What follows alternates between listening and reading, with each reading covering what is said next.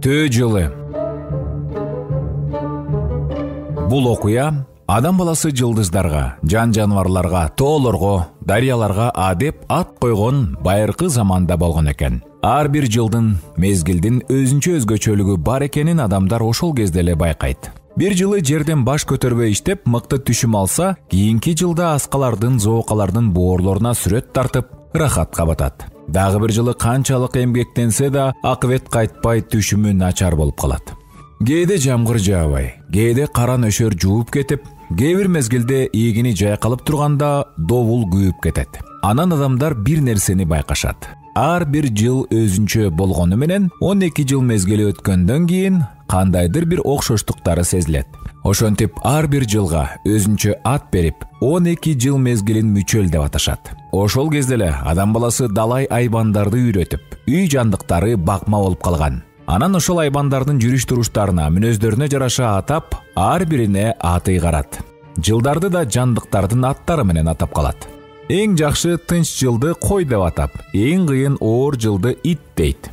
Бара-бара жылдын баардыгы ысымдуу болот. Алар коён, балык, жылан, жылкы, кой, маймыл, тоок, ит, доңуз, төө, уй жана жолборс.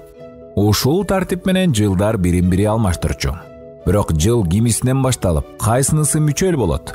Мына ушул маселени чечүү керек эле. Жолборс жырткычтардын ичинен эң күчтүүсү, териси да баалуу.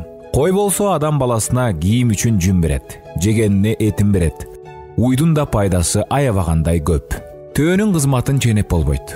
Жүнү эле эмне деген байлык. Ат, эшек көтөрө албаган жүктөрдү төө чым этип койбой көтөрүп, каалаган жериңе жеткирип берет. Кимисин жыл башына коёорун билбей, адам желкесин кашып, акыл калчап ойлонуп отурду. Акырында айбанаттардын баардыгын чакырып, силердин баардыгыңар мен үчүн кымбатсыңар. Кимиңерди жыл башына коёорумду билбей турам. Өзүңөр айтып, өзүңөр чечип бергиле, деди. Айбанаттар ары сүрүштү, бери сүрүштү, көпкө талашып тартышты, бирок бир чечимге келе албады. Ар кими өзүн мактап отуруп алышты. Акырында адам, мынтип талаша берсек, маселе чечилбейт экен. Күндүн чыгып келатканын ким биринчи көрсө, жыл башына ошонун атын берели. Буга кандай дейсиңер? Бул сунуш баарына жакты. Жаныбарлар түнү бийик төбөгө чыгып, күн чыгышты тикирее карап турушту.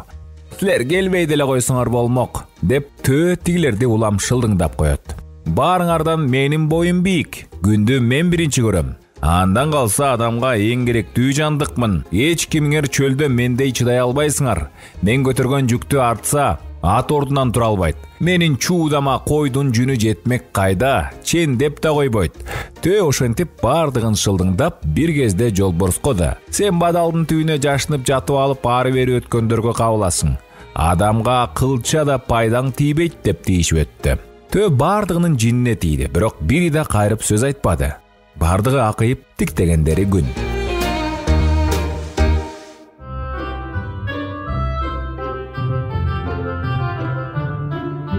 Таң жарылганына бир топ болуп калды. Бир кезде күн чыкты, күндү көрдүм деген чыйылдаган үн угулду.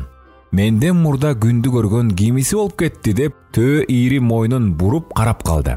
Айырдеги жандыктардын бардыгы бул чыйылдаган үн кимдики болду дешип бурулуп калышты. Аңгыча тоо артынан күн чыгып, туш-тушка нурларын жиберип, табият таттуу уйкусунан ойгонду. Алиги үн чыккан жакты карашса, төөнүн өркөчүнө томуктай чычкан конуп отурган экен. Төө жини келгенден буркан-шаркан түшүп, үстүндөгү митаам чычканды силкип салмакчы болду. Чычкан болсо төөнүн өркөч жүнүнө жармашып, бекем карманып алыптыр.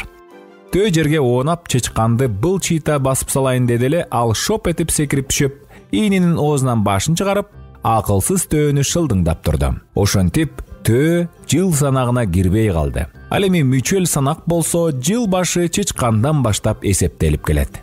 Азыр деле бирөөлөр боюн көтөрүп, менсинген түр көрсөтсө, кыргыздар ушу сен төө жылында төрөлгөн эмес белең деп сурап калышат.